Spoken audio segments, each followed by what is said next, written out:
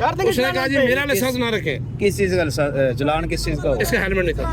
Helmet नहीं था आपके पास? मेरे पास लाइसेंस था, मेरे पास अभी मजदूरी करके आ रहा था मैं। मैंने कहा आप चलान कर दो, मैं पैसे पे कर दूंगा। कह रहे लाइसेंस नहीं है।